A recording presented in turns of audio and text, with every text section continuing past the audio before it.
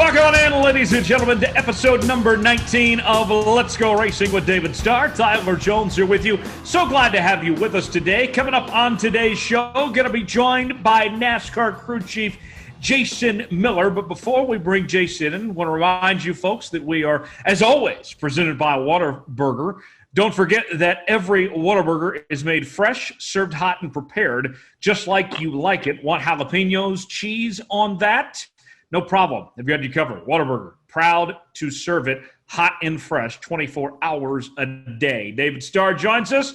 David, hope you had a good Easter weekend and a nice weekend off, my friend. What's going on? Man, it was a great weekend. And got to, like I said, since we've been off, had a couple of weeks off. I catching up on being a dad and a husband. Got to spend a lot of time with my two little boys and baseball practices, soccer games, baseball games, football practices, football games, and just all kinds of cool stuff. Easter was great. Woke up and, man, the Easter bunny made a mess of my house, man. I mean, there was candy and eggs everywhere. And Saturday night, 2 weeks ago, we went to Kennedale. They had a little dirt track just in South Fort Worth, a place called Kennedale. And then this past Saturday, Easter, I guess, Saturday night, we went to Cam Cartway and watched some go-kart sprint cars race. We're looking to get my little boy Vance into a sprint car, a muddy sprint car, as he calls it. So, and then, man, Easter, just had a great day on Easter, great time on Easter. Spent it with my mom and dad, my sister, and brother-in-law and her kids and my brother. It was just a great time, a beautiful day, a beautiful celebration. It was just a lot of fun. How about you guys? I had a very good weekend. I went back to Kansas City, saw the family before my dad takes off to Asia for a couple of weeks. And wow. yeah, he's doing some mission work out there. So good to send Dad off and have a good weekend with him and the whole family. And Dominic Oregon of the RacingExperts.com joins us as well. Dominic, hope you had a good Easter weekend yourself. What's going on with you? Yeah, it was a great Easter weekend. Like you guys got to spend it with the family. We had a nice little get-together at my mom and dad's house, so we had the whole family over. My grandparents got to come over, my mom's sister, my auntie and her family. We do some fun little Easter egg challenges, right? So we go out in the backyard, the men divide up, the women divide up, and whoever gets the most eggs gets to pick from the prizes. So we always make a little competition out of it. You know us. We always have to make competitions out of something. So we made sure to do that with Easter. We watched Mass in the morning. It was a good little get-together, and it was much needed for sure. That's great. David, I got to ask you before we bring in Jason here, to give a little inside baseball. You've been off 2 straight weeks. Do you like the time off? Did you need the time off? What do you make of just having this time away from the racetrack for a bit, being back at home? Well, it's not so much for me personally. It's for the teams. You know what I mean? When you race 6-7 weeks straight, sometimes 8, 9, 10 weeks straight, it gives your racing team a time. I mean, the guys. I mean, the team members, your team. People need to spend time with their families, and they get to kind of breathe a little bit, catch up at the shop, get some race cars ready, fix some damaged race cars. It's more about the teams. I mean, these crew chiefs, engineers, and these crew members without all those guys, you don't have no sport. You know what I mean? And man, they're married, they got kids, and it's important for those guys to spend some time with their family as well. And be a dad, be a husband, catch up on some honeydews around their house. So I think it's just great for the racing teams. For me personally, I mean, I'd race every night if I could, you know what I mean? But it's even me, I live, eat, sleep racing, but having a weekend off or 2 weekends off gives me a time to catch up on some sponsor commitments and catching up with some sponsor people. And catching up, being a husband, you know what I mean? Spending some time with my wife and spending some time with my kids, I mean, I love my family. We all love our families, but we know that the sport that we make a living in is such a great sport, but it takes a lot of our time. It's a big commitment, you know what I mean? So I don't mind a weekend off or 2, but man, I'm definitely ready to go race, no doubt. Well, tell us about our next guest, Jason Miller. Oh, man. Jason Miller, I've known him for 25, 26 years, just very passionate, somebody that's very competitive, just an awesome crew chief. Somebody that it's just details, you know. I've known him for a long time and been fortunate enough to work with him over the years. He's been my crew chief. I've won some races with him. But, man, this guy, he knows how to make these race cars get around the racetrack really good, really fast.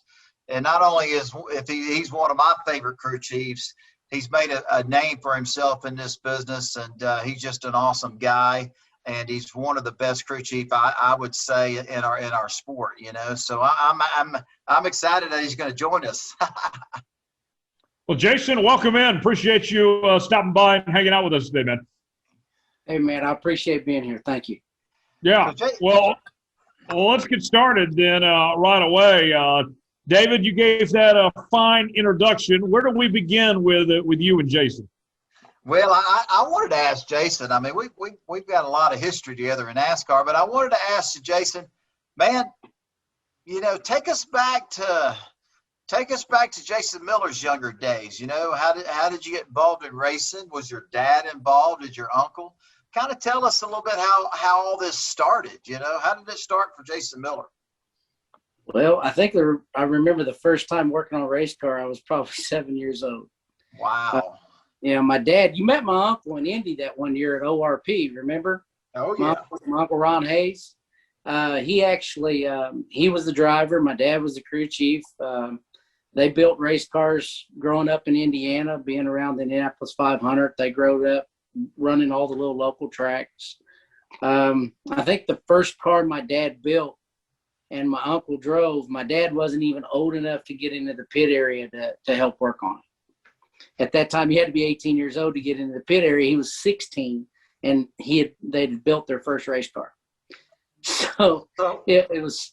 I'd just been around it my entire life, running the little dirt tracks and stuff around Indiana. I actually tried driving for a little while. That didn't work out all that great.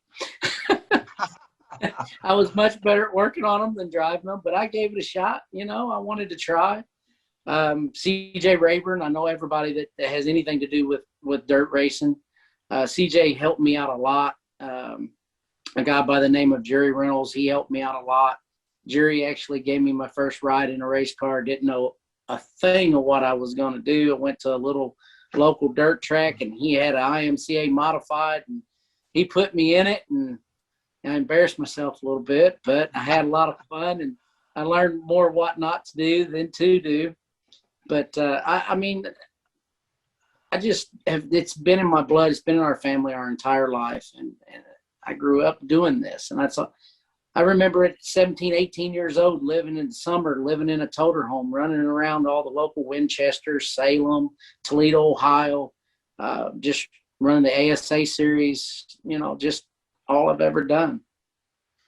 Man, that's amazing, Jason. It's just to hear you talk, man, the stock car racing roots run deep in the Miller family, you know, and hearing about, I remember meeting your Uncle Ron at our Indianapolis Raceway Park, or ORP, whatever they call it these days. But man, I know your dad, Pops, he's a hell of a mechanic, hell of a fabricator, and the apple didn't fall too far from the tree. So, man, that was kind of cool, being 7, 8 years old and being around it so young, you know. And it's pretty cool that your uncle and your dad, the brothers, they raced together. That's pretty neat deal.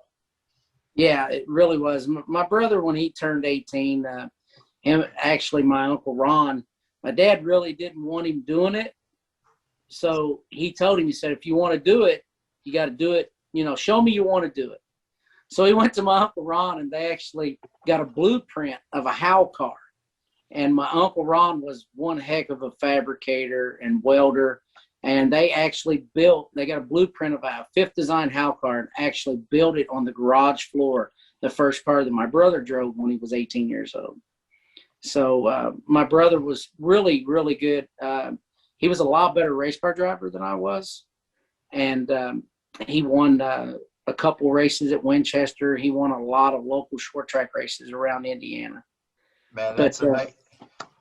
That's amazing. You talk about Winchester and you know, Ohio racetracks, some of these really famous short tracks around the country. I mean, Winchester, man, unbelievable. It's like a mini Bristol, I believe. And man, I heard you earlier say CJ Rayburn, man. CJ Rayburn, I'm a dirt late model guy, and man, he back when I was racing dirt late model wedge cars, you had Larry Shaw, and if you had a CJ Rabin race car, you were top dog, man. That was a big deal back then, So that's pretty cool that you were as exposed and knew him. Yeah, I used to hang around CJ a lot. Sometimes if I didn't have a lot of money. So, I mean, CJ, if it wasn't for CJ, he would give me chassis. He would give me bodies, things that he made, he would give to me. Things that I had to buy for the car, he would sell them to me for my cost. I mean, I remember a couple of times I had enough money to go to the racetrack. The car was ready to go. And we run on alcohol on dirt. Right. I didn't have enough money to buy alcohol. So I would go to CJ and I was like, CJ, I need to buy some alcohol off of you. Okay. I said, I won't be able to pay you till next week. He says, well, I can't sell it to you anyway. He had an old school bus out behind his race shop, and that school bus was full of 55-gallon drums of alcohol. And I used to go out and we'd roll one into my bed of my pickup truck so I could go racing that weekend. I mean, that's how big of a help CJ was to me in my racing career. That what's so cool about that is, you talk about the people that inspired us and helped us, and we all have people that have really stepped out and made an impression, or inspired us to become who we are. But I just want to say, I believe CJ saw something in you. He saw a guy that had a lot of want to, and a guy that was passionate and driven, and he knew you were going places, and he wanted to be one that was responsible for it. So I think you probably had something to do with why CJ wanted to help you so much. And that's pretty cool. Yeah. I mean, I met him through my dad. I met everybody through my dad. If it wasn't for my dad, I wouldn't be here. So CJ, I think I remember the first time CJ ever seen me race, he told my dad, if I didn't kill my dad burn self, I might make some. But he might not have articulated it correctly in that way. He may have said some other words, but CJ's been a really, really big part of getting me to North Carolina. Like I said, there's so many people. My dad, crew chief Ray Skillman. A lot of people know Ray Skillman. He's a big auto dealer in Indianapolis. And my dad, crew chief Tim, he was a big part in getting me here. I mean, there's just so many people that out of Indiana that were the reason why I'm here. Kenny Irwin. Kenny Irwin was a big part. He didn't even know I had moved to North Carolina, because he'd always told me, hey, if you ever want to come down here and go to work, let me know. He had just moved here and he just started racing, and he got his first cup ride. And I didn't want to be that guy that the driver got me the job or a crew chief got me the job. Actually, a friend of mine got me my first job with Andy Petrie on the 55 squared E car, Jason Sheets. He was a tire changer and mechanic and stuff. And Jason, who drove that car? When I first went to work for that car at Andy's, it was Kenny Wallace. Wow. Yeah, Kenny Wallace was the first driver that I worked for, and then Bobby Hamilton, and which my history with Bobby Hamilton. We went a long way together out of Nashville, Tennessee when I moved there, and we become great friends. And at the end of the day, a day doesn't go by I don't miss him. And same way with Kenny, racing the midgets and sprint cars and stuff in Indiana and being around Kenny. I went and helped him a few times. A lot of people don't know, but him and his dad bought a Busch car to run ORP. And it was a rough car. It wasn't the greatest, but my dad crew chiefed it the first race for Kenny Irwin at trying to make the Busch race at ORP.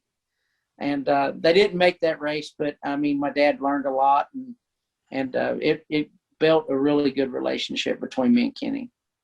Man, Jason, I never knew that history there, man. So, man, coming from Indiana, and I didn't know that y'all had a relationship with Kenny. That's amazing, man. Wow. Yeah, his dad and my dad, through Ray Skillman. Ray Skillman was really good friends with Kenny Irwin and his dad. We didn't get to see the best of Kenny Irwin, Right. unfortunately. Unfortunately, we didn't get. We had not got to see his best yet. He was a magnificent race car driver. I've seen him do things in sprint cars and midgets that would just make me sit back and go, wow. Anytime you went to a local sprint car or midget race back in those days, it was either Kenny Irwin or Tony Stewart going to win that race. Absolutely. Wow, man.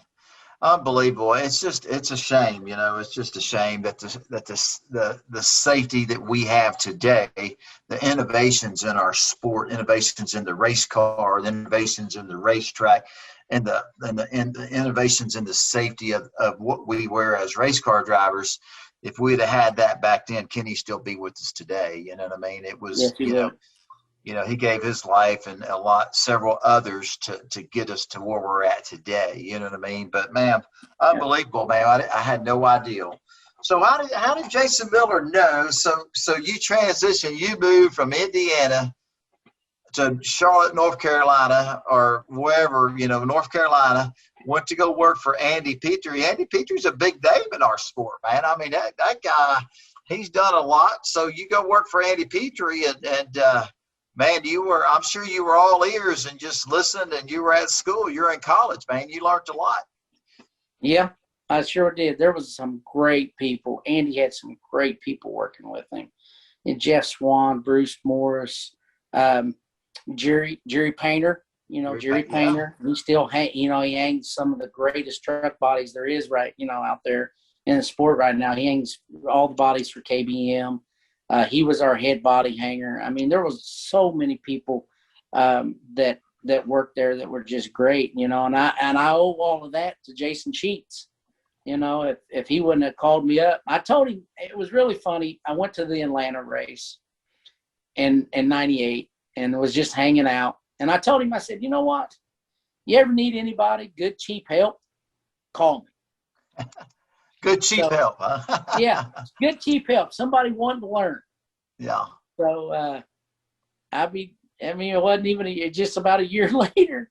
He said, hey, remember you said if you ever had an opportunity, you wanted to come down here and do this, to give you a call. I said, yeah. He said, when do you want to come? I was like, okay. I said, when do you want me there?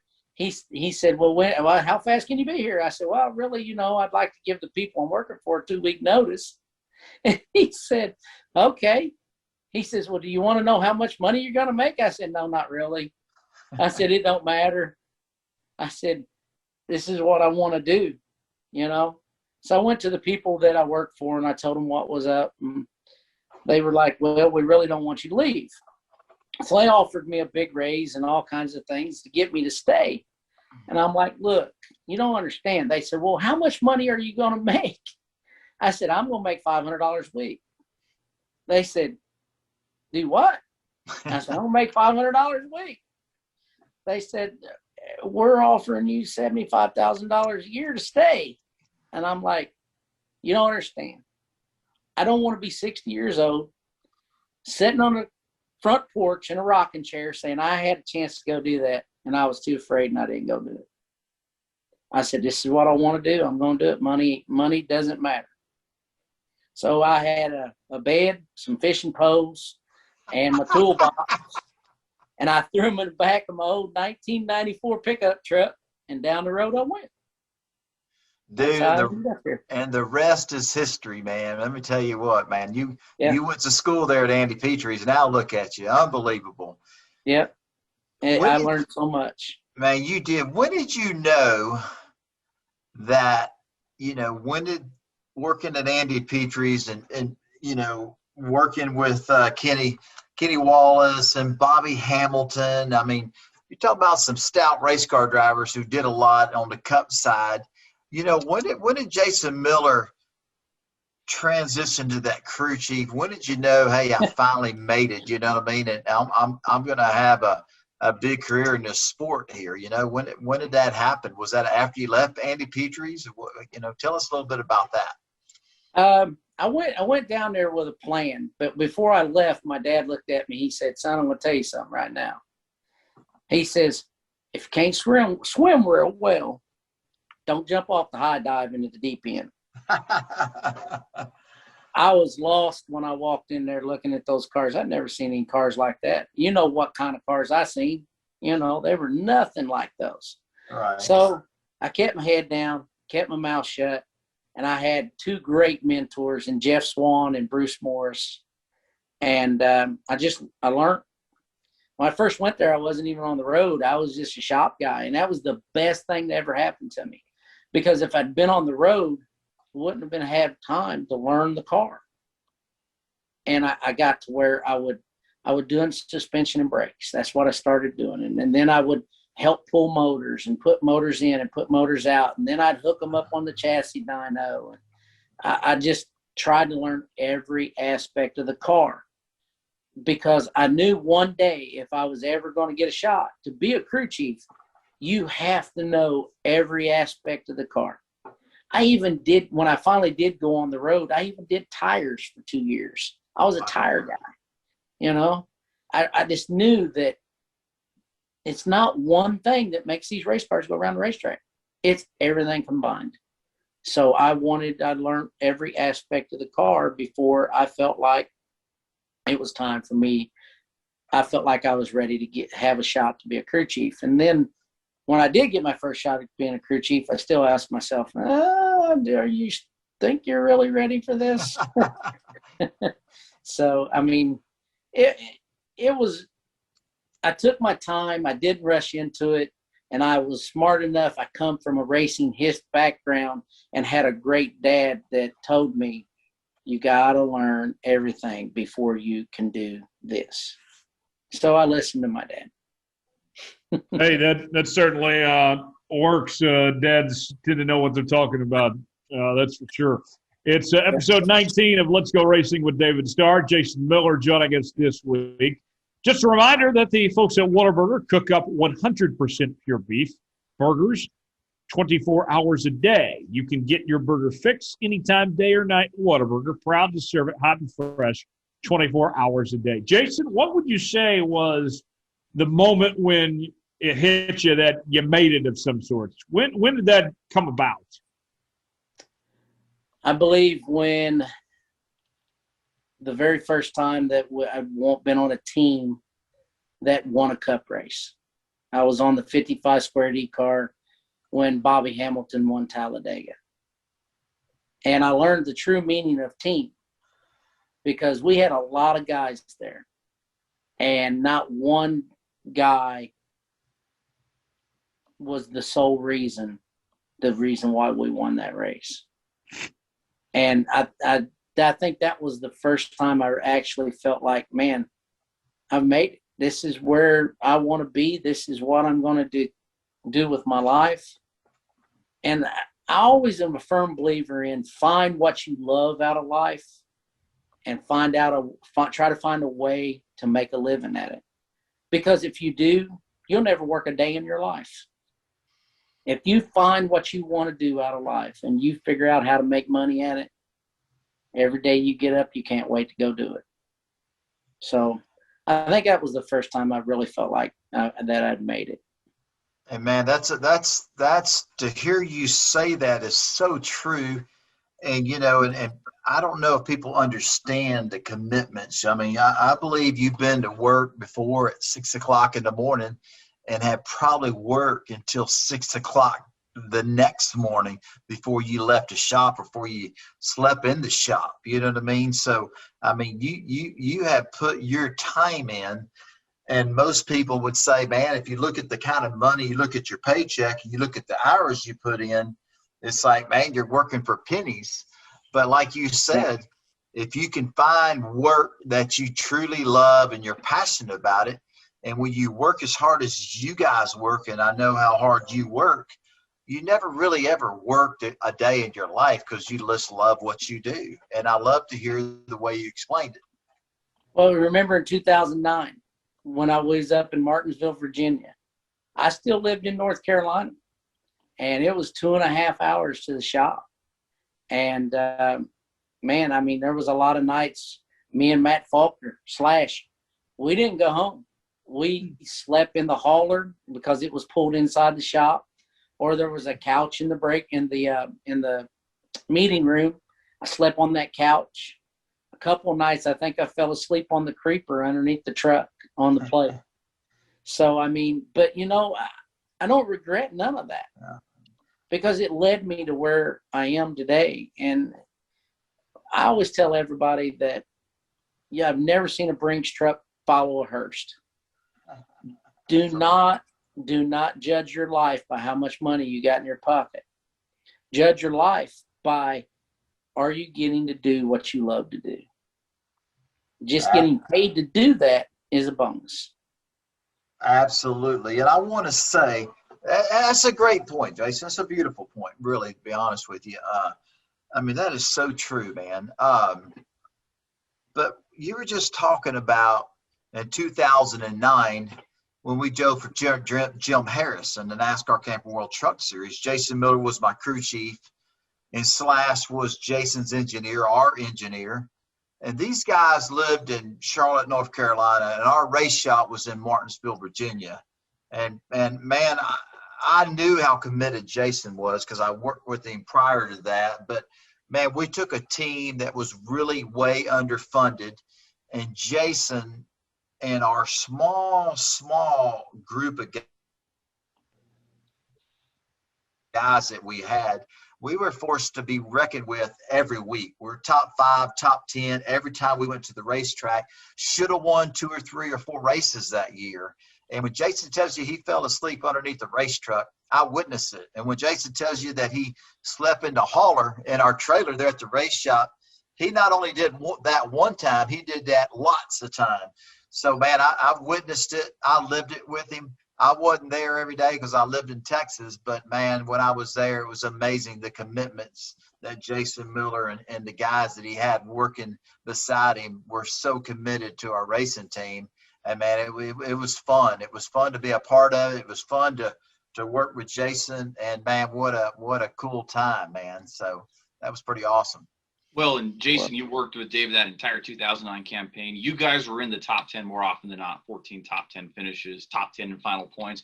What were some of your favorite memories working with David that entire 2009 campaign? Michigan. I mean, I always wanted to run good at Michigan. That was the hardest track as a crew chief to set a car up for because you had to handle. You had to have aero package. You had to have you had to have a horsepower. That track there is, if you are down one little thing, if you're suffering on one little thing, it shows up so great there.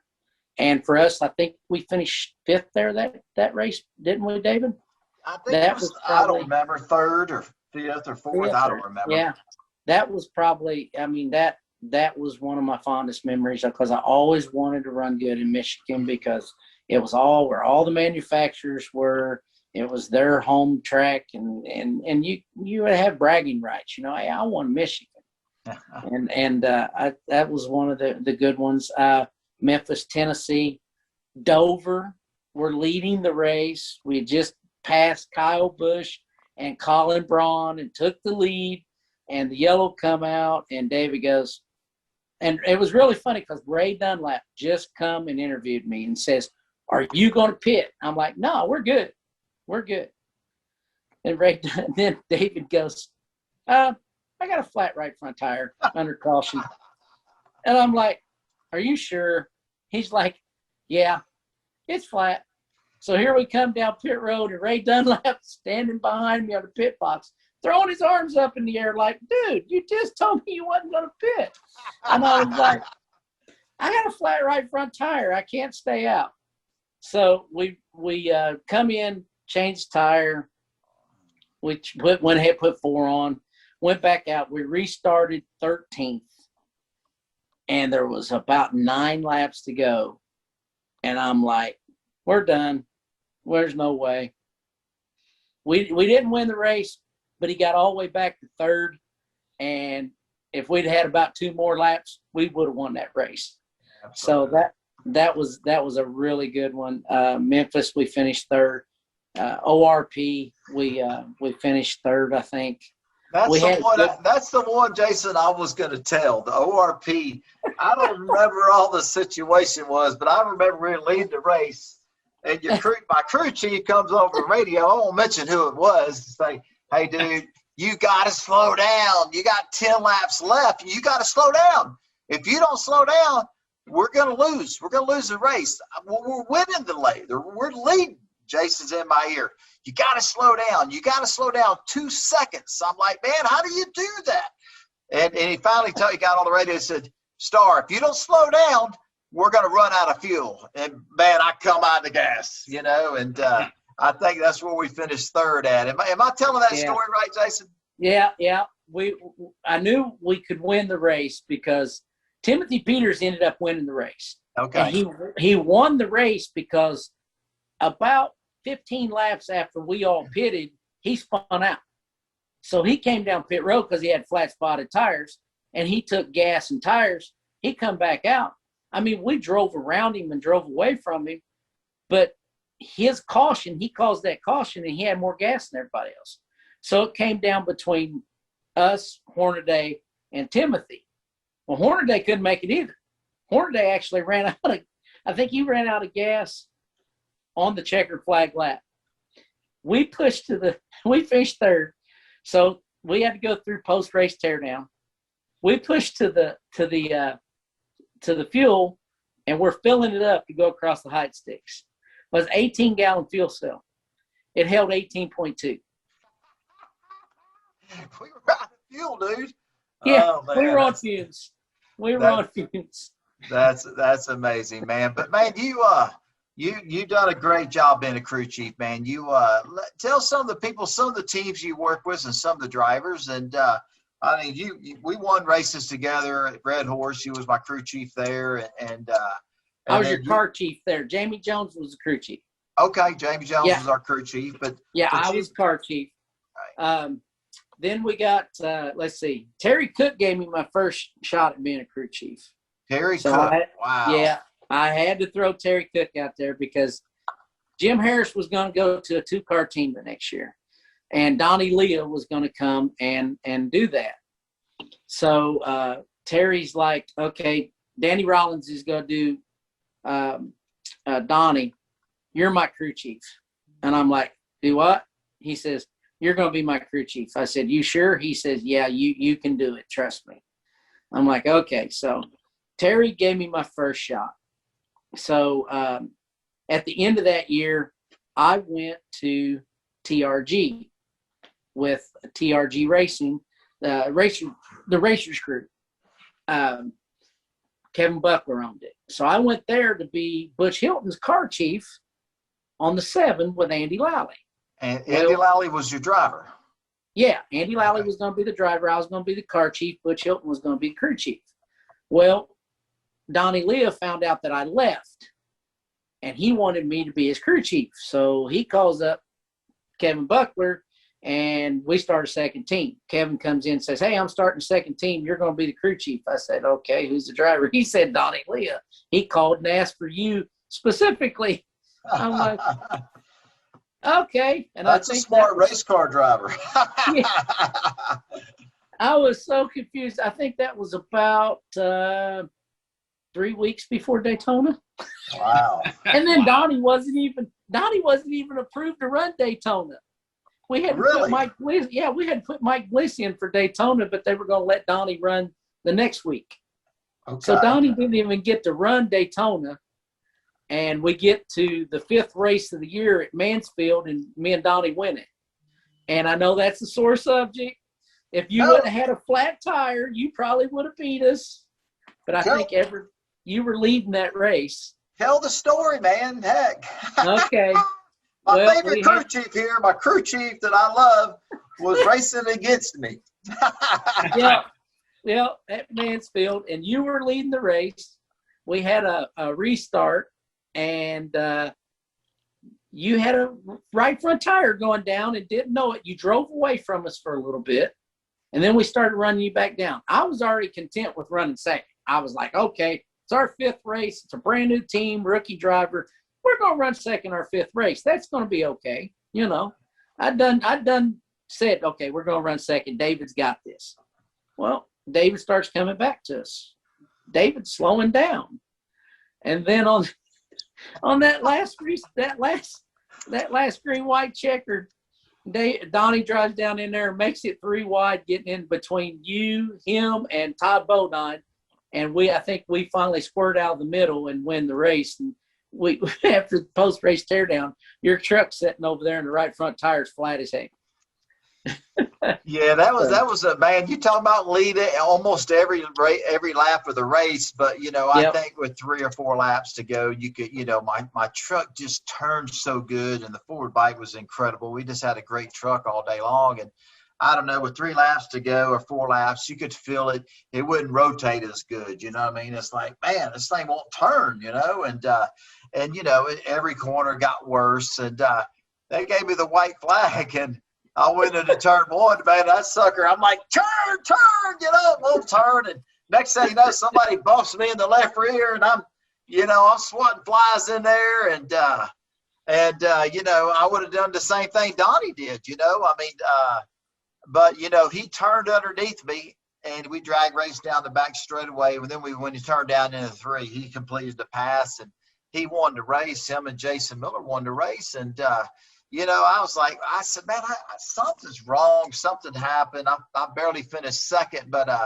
when I pulled on pit road, Tom DeLoach, the guy, my team owner, said, hey, man, look at the right front. He said, it's flat. I said, well, I knew something was wrong at the end because the truck wouldn't turn, but it was cool. It was cool. I led it every lap, but the last lap, wasn't cool at the time, but it was kind of cool that my buddy Jason Miller and his driver, they had beat me, and it was a great race, and it was exciting for the fans, and that was pretty cool, man. The funny thing was I remember Jamie, he was mad. Jamie Jones, he was still your crew chief, and Jamie walked up to me. He says, is that the same setup in that truck that's in this one? I said, yeah, pretty much. He said, what chassis is that? I said, well, it's got a Chevrolet body on it, but it is a TRD chassis. I said, there ain't the only difference is the power plant in the front nose. So that made him feel a little bit better that what he had taught me over at Red Horse and stuff when we raced together kind of still, prevailed. It really, his setup finished 1-2, Absolutely. Yeah, and Jamie's a good guy. I like Jamie. He's a good guy. So Jason, tell us about what you got going on nowadays. What have you been up to as of late? Oh, well, I was hoping David was going to come be my driver this year. Last year we had some good runs together, man. We did. Man, anytime I drive Jason's cars, man, God, they're fast. They handle so good. And, man, last year, when our sport shut down because of the COVID-19 and everything, and then NASCAR opened our sport back up, I was fortunate enough to be able to work with Bobby Dotter and Jason Miller again. And, man, we had some great runs. Wow, we had some great runs. And go ahead, Jason, keep talking. Well, I thought we was real close. I thought me and you were going to be back together again this year, and I was really hoping and really wanting that because I know what we can do together. And unfortunately, things just didn't happen fast enough. Absolutely. And Bobby, as an owner, Bobby had to do what was right for him. And trust me, Bobby wanted, they wanted you there too, but he just he couldn't keep pushing off the partnership between him and Rick Ware, Right. And then, we tried to bring it along through Rick with you. Rick had commitments that he had to honor, and we couldn't give David the races that he wanted. But you never know, never know what might happen in the future. Anytime anybody asks me if you want to race with David Starr again, I'd be like, heck yeah, where do we sign up at? Yeah. But I'm going to have a mixture of drivers. I've had Cody Ware for 3 races this year. I'm getting ready to have JJ Yaley again at Martinsville for the third time this year. I've had Garrett Smithley once. I got some other drivers that I can't say who they are yet, but I'm really excited about the COTA race. Awesome. I can't reveal that yet, but I get a chance to run. We see your excitement. We can kind of understand. Yeah. COTA's going to be fun. Can't wait to get to work with this young man. Man, I worked with 9 different drivers last year, David. That's amazing, 9, man. You know? I know, but the consistent thing is, you know, the race car, no matter what driver you plug into that Jason Miller, Bobby Dotter race car, it's always fast. And that's a consistent thing. You know, I heard some rumblings last year, maybe the year before, maybe a driver was complaining that the car didn't drive this or this, but you know, I can assure you that I know that your race cars drive good. They always have, always will. And so you just keep doing what you're doing, and let the fans know here, Jason, don't be too humble. Let them know that already this year you got 2 or 3 top 10 finishes already. You've already had a pretty good year already. Yeah. We should have finished easily top 10 at Phoenix, and they had that last green-white checker. Right. And we got bottled up pretty bad there with some cars hitting the wall in front of us, and we ended up 12th. JJ drove from 33rd to 9th, and I felt like we had a maybe close to a top 5 car. Track position and a little bit different things would have fell our way. I felt like we had close to a top 5 car. Homestead, I felt like we had a really good car, which you had a really good car also. Just circumstances of the right front again.—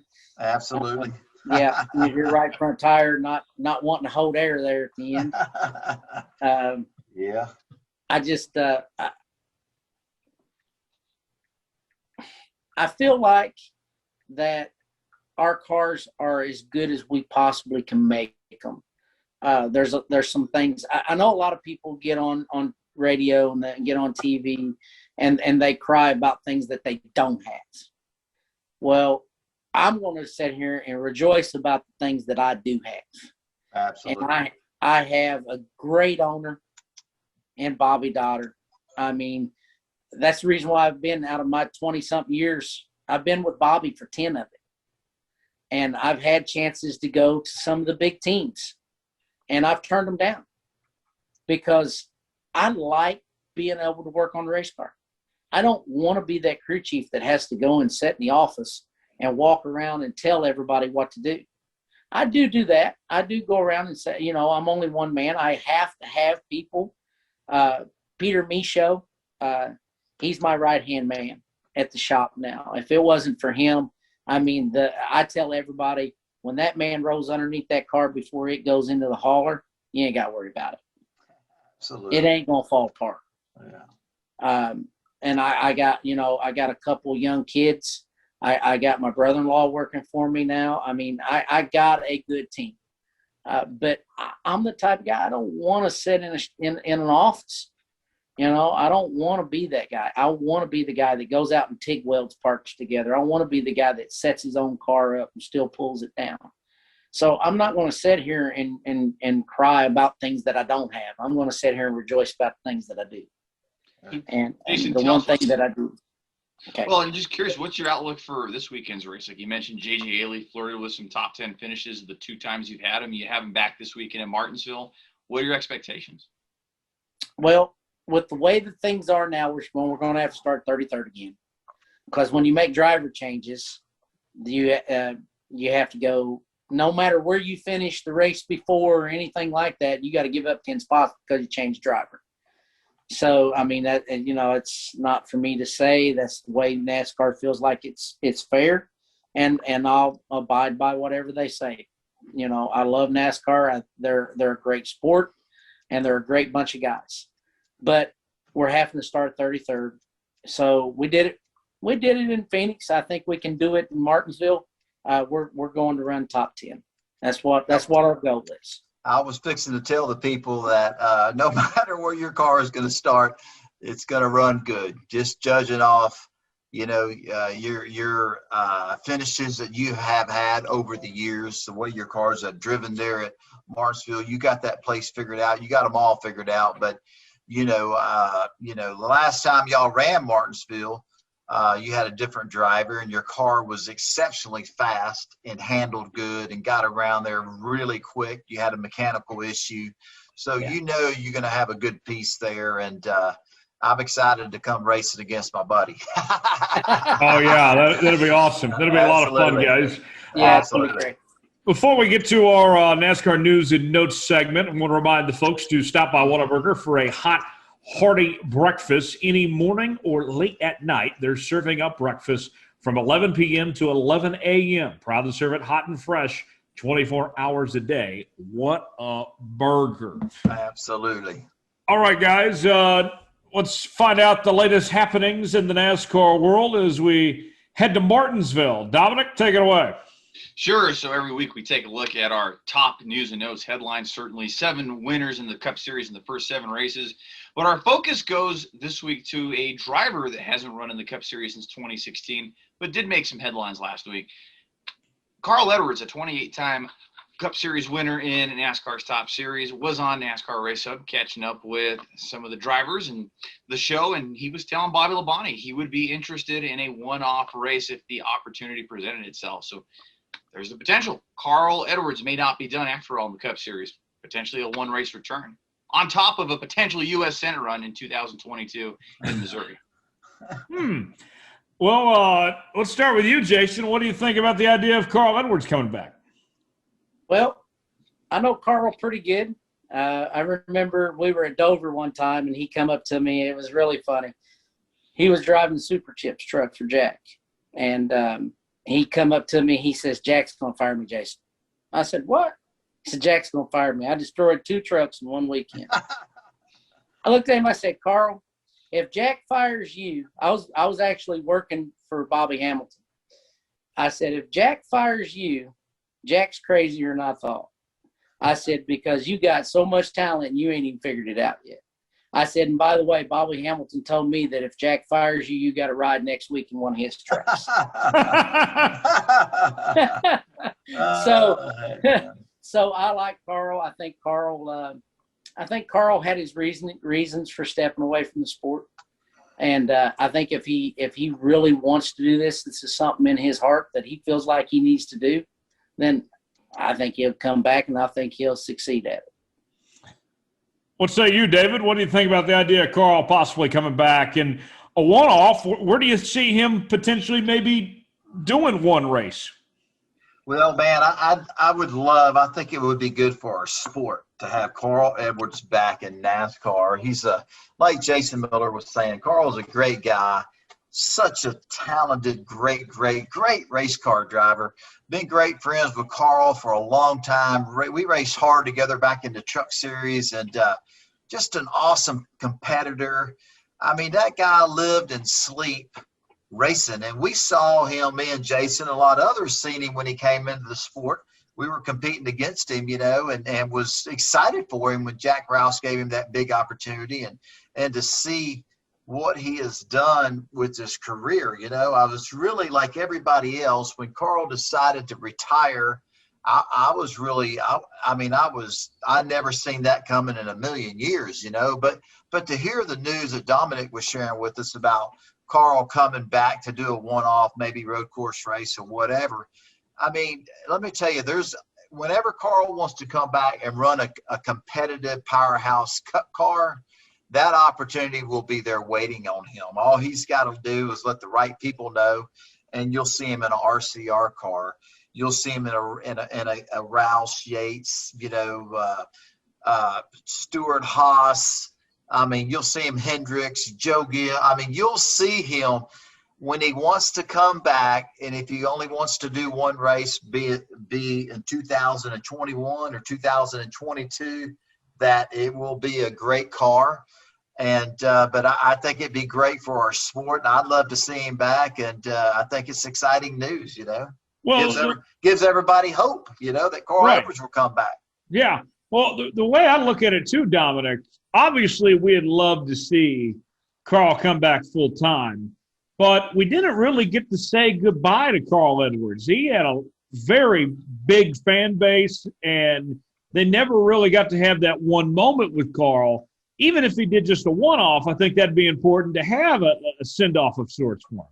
Absolutely. It was an abrupt ending to a very, very illustrious Cup Series career. So you're right. I think the fans got to see him run a Road America or a Sonoma or a Watkins Glen, one of those wheelhouse tracks where he was really great on the road courses. I think there's the potential there where it would be a very, very popular comeback tour sort of feel to it, even if it is just a one-race deal. Yeah. And I want to throw something out there to Carl right now. I got some open seats, Carl. Sure you do. If you want a tune-up race before you go run that Cup race, give me a call at SS Greenlight Race. There you go, Chase. Love it. That's awesome. And I love that, man. the other headline we're looking at this week, too, we're always talking about Darlington throwback paint schemes. What's our favorite on this show? But how about a Talladega throwback paint scheme? Joey Gase announced earlier this week that he'll be throwing it back to Davey Allison in the April 23rd Talladega Cup Series race with Donate Life, on the race car, and the number 28 will be renumbered from the 53 and a one-off deal. It looks like the old Texaco car from the early 90s. I got to say, guys, that's a really nice-looking paint scheme, a very great, touching tribute to the late, great Davey Allison, who was an organ donor and did save lives despite the tragedy that did happen. David, as a Texas guy, I know you got to be loving seeing those Texaco colors back out there. Well, no doubt about it. Just everything about what Dominic was sharing with us, the news about Joey Gase and the throwback and the Donate Life and how, the meaning that behind it, and all the people in the world that get a second chance to live a longer life because of somebody else's misfortune, and you look at Davey Allison. I was reading not too long ago that, I think I want to say his heart and I don't remember the other organs, but I was reading a really touching story that touched me that, that what Davey Allison, when he passed, his organs that kept other people extended their life, so, on the racing side for Joey Gase to do a throwback at Talladega, the Alabama gang, Davey Allison, Bobby Allen, Donnie Allison, Red Farmer. I mean, that's just cool stuff. But it's much bigger than that. I think with the Donate Life and and people donating their organs under bad circumstances, I think the whole thing's just beautiful. You know what I mean? And it's a beautiful thing. Our sport, man, it's we're all about racing and competition, but man, if you step back and look at some of the things that the teams, the drivers, the crew chief, and some of the meaning things and the partners, like Joey Gase's mother, when she passed, she was a organ donor, and what has become of a bad situation and how it's helped so many other people in our country and through racing and all that. It's just beautiful, man. I think it's a very touching, heartfelt story, and I think it's fitting, man. I love that. I think it's great. What say you, Jason? Well, I don't know if you guys are aware, but the 28 car is going to be the 17 car is going to become the 28 car in the Xfinity Series. And Joey's going to be driving the 17 car in the Xfinity Series also, with a tribute to the same guy there. But I think it's great. I knew Joey. I knew Joey when he was running late models for SS Greenlight, and Butch Miller was his crew chief, and I got to go and do a couple late model races in spot for him. So knowing Joey and knowing what he went through with his mother and everything, and everything that Donate Life does, I think it's a great thing. Absolutely. Yeah, Absolutely. very cool. One more on the news and notes front, just looking ahead to Martinsville. David, we'll start with you. Night race under the lights there at Martinsville, the paperclip. What do you think about this weekend's race activities here? Man, I'm just, I'm excited, just over the years. The Truck Series we raced at Martinsville twice a year. And, me and Jason, I mean, we did truck racing for 16, 17 years. And, I won a race there at Martinsville. Actually, me and Jason should have won 2 races in the same year. But I don't think nice guys don't win. We won the first race there, and we come back later that year and we finished second, and we should have won that race as well. But, anytime you go to a short track, Martinsville, Bristol, or any other short track in the country and race a NASCAR race, it kind of brings you back to where you grew up at. Hearing Jason speak about, how he learned about racing early on with his uncle and his dad at 7 and 8 years old. They were at short tracks around the Indiana area, and then growing up in Houston, Texas, around Myers Speedway with my dad. But man, and then, getting opportunities to race short tracks. I mean, Friday night underneath the lights, it's pretty freaking awesome, man. It's pretty cool. And I love that place. I love them all, but I like something about Martinsville, man. It's pretty awesome. Jason's part of that reason why I love that racetrack, just because we over the years we've had pretty good race cars, and it's a lot of luck involved, but man, you got to have a car that can get in the corner, that can roll the center, and you got good forward bite off the corners, and people look at that racetrack and they say, man, it looks like it's easy. It might look easy, but let me tell you, it's a handling racetrack. Got to have good brakes.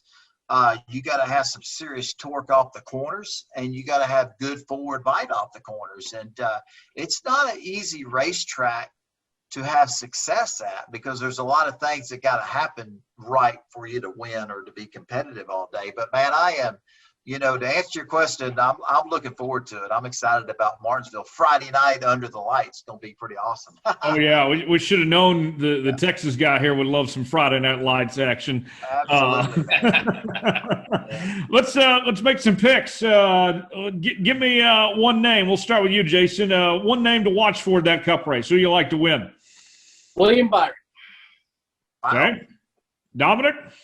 Denny Hamlin. David? Kevin Harvick. I'll go Joe Illigano. We got 4 different picks. Absolutely. Absolutely. And look, kind of shows where things are at right now, and that's not a bad thing, David. No, not at all. I think, Dominic was saying earlier, or him and Jason were talking about, I think we've had 7 or 8 Cup races, and we've had 7 different winners. And you look at the people that haven't won, I think we're going to continue to see an 8th or a 9th different winner this year, because you look at the people that haven't been in victory lane yet that should have been in victory lane. So I think we're going to have some first-time winners, and, more first-time winners in 2021 yet on the Cup side, no doubt about it. Yeah. And David, we got good picks there. You got Harvick, I got Hamlin. Let's keep that tradition rolling for 2020. Absolutely, man. Absolutely. All right. Time for our Ask David segment. We ask you to submit us questions on Facebook and Twitter and email. You can reach out to us, facebook.com/David Starr Podcast, Twitter @Starr Podcast, and email davidstarrpodcast@gmail.com is where you can find us there. And let's start out with an email. This one comes from Martin, and Martin writes, David, who was your celebrity crush growing up? Man, God, there was a lot of them. I mean, you talk about a young kid. I mean, man, woo, God, I mean, man, that's a great question. But there were lots of them, that's for sure. But celebrity crush, I mean, I'm going to talk race cars first. I'm going to talk about, I didn't have a crush, but my celebrity crush from the racing standpoint was A.J. Foyt, being from Houston, Texas. And, I wanted to be like A.J. Foyt, and I went to his shop. It was everything growing up, A.J. Foyt this, A.J. Foyt that. But man, growing up as a kid, watching celebrities on television, golly, man, there were so many. What were the Deuce of Hazards? What was the girl? What was the Daisy. girl? Daisy, man, I was like, man, I couldn't wait to watch that show because I was in love with her. I'm, God, she's hot. You know what I mean? I'm like, man, you know, I was 7, 8, 9, 10 years old. You know what I mean? I'm like, golly, man. I just like, yeah, but man, that was one of them. I mean, you know, back in my time, it was Farrah Fawcett. Farrah Fawcett was pretty hot. I mean, there was a lot of beautiful young actors, you know, when I was younger, you know, when I was a kid. But man, yeah, I had lots of them. Basically, if it was a girl on television, I had a crush on her. Okay, Jason, same question to you. Who was your celebrity crush? Oh, goodness. I'd have to say Daisy too.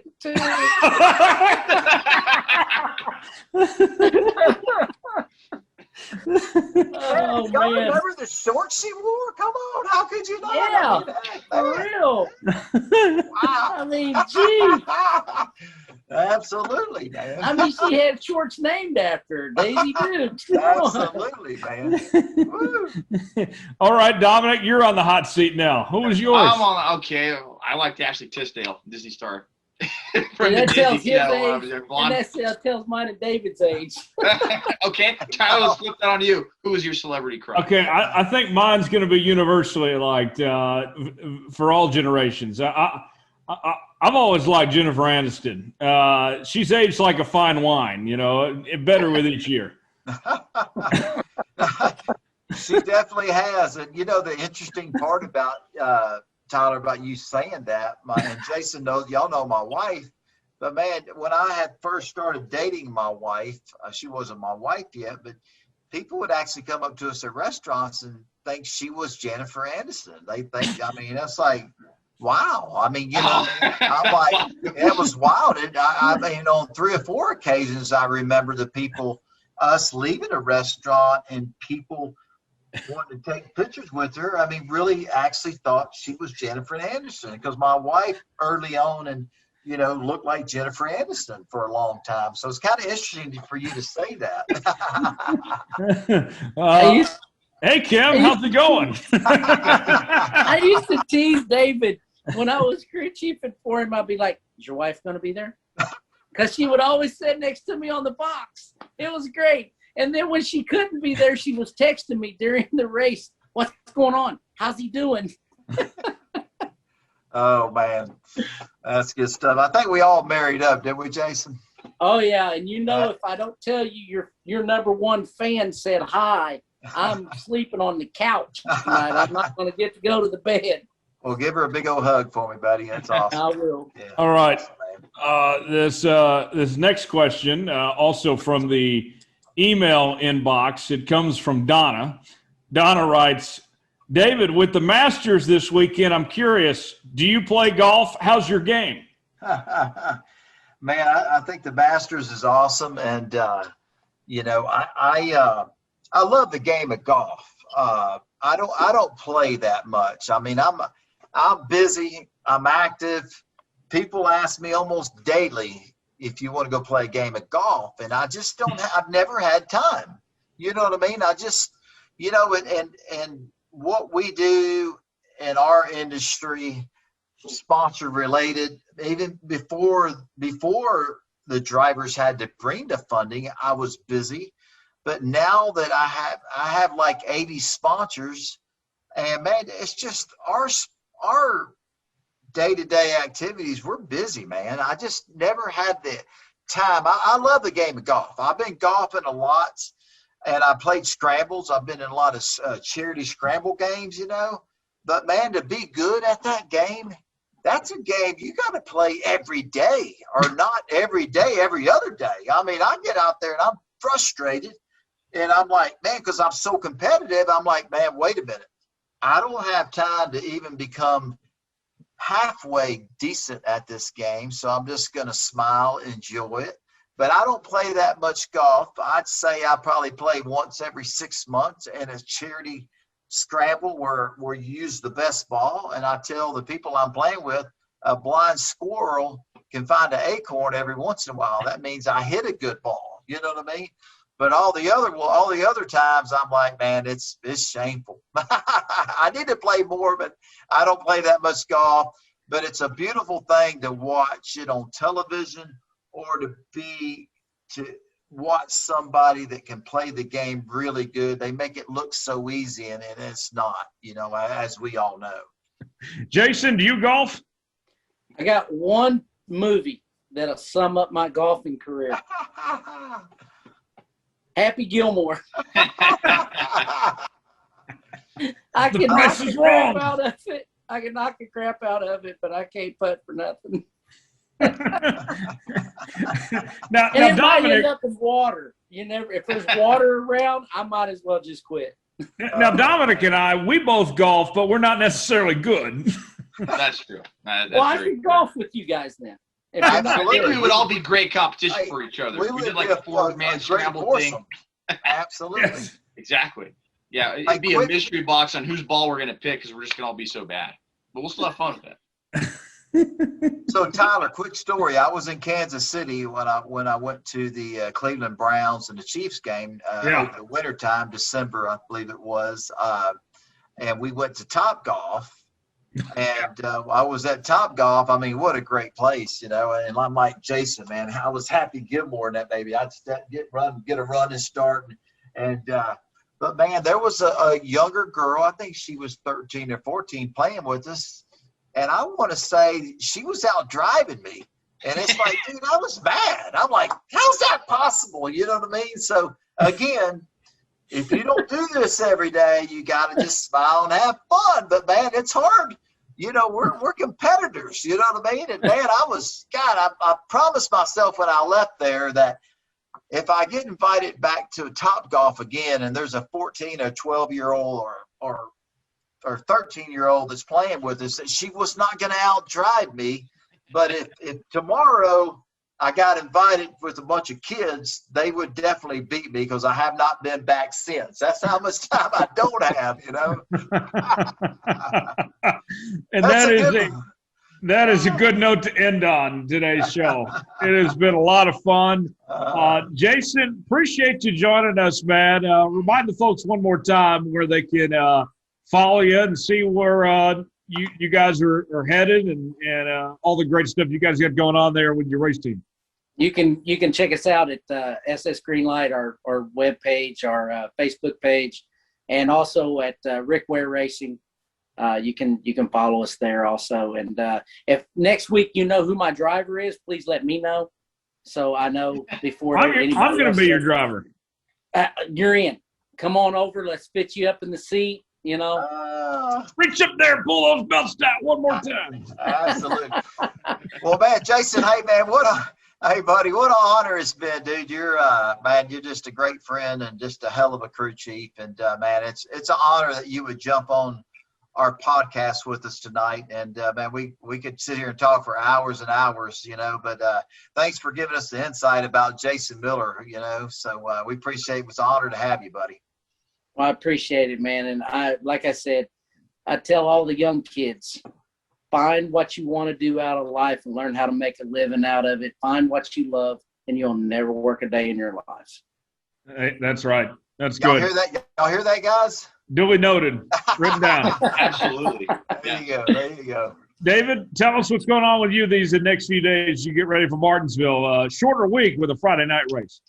No doubt about it, man. I was at our Team Texas Racing School. I was at the Texas Motor Speedway today, working with my Uncle Mike, getting some of our school cars ready for we got a school here in a couple of weeks. And tomorrow, man, my yard's got a bunch of leaves in it. The wind was blowing today. I'm going to work in my yard a little bit. I believe I got a baseball game tomorrow evening. And then Thursday morning, I'll be on an airplane flying over to Charlotte, getting ready for Martinsville race Friday night. So man, just looking forward to a great weekend of racing, and not only our race but the Cup race Saturday night. So looking forward to that, man. So yeah. And Dominic, what's going on with the racing experts this week? Man, we're just going to continue to cover the sport. Got to give a shout out to our guy Jonathan Field. He's really been stepping up and helping us over the last few weeks. Adam Kuhn, appreciate you guys, and keeping the site going. So we'll continue to cover the sport, continue to cover the news going on, and look forward to getting back to a racetrack here pretty soon. Tyler, what's on tap for you? Oh man, it's busy covering the nation from your station. Local News Live got a new Jones report that'll be out on Thursday as well. Certainly, you can follow all my happenings on Twitter at Tyler Jones Live, which is a good reminder of the folks to subscribe to Let's Go Racing. New episodes out each and every week on Apple, Spotify, Google Podcasts, also on YouTube. Leave us a 5-star review or don't leave us one at all. Subscribe, hit the like button, do all that stuff. We're also on social media, Twitter at Starr Podcast, Facebook.com/David Starr Podcast, and email davidstarrpodcast@gmail.com. Don't forget that every Whataburger is made fresh, served hot and prepared, just like you like it. Want jalapenos and cheese on that? No problem. They've got you covered. Whataburger, proud to serve it hot and fresh 24 hours a day. We got to put the checkered flag out on this episode. For David Starr, Jason Miller, Dominic Oregon, and I'm Tyler Jones saying so long. This has been another edition of Let's Go Racing. We'll see you next week.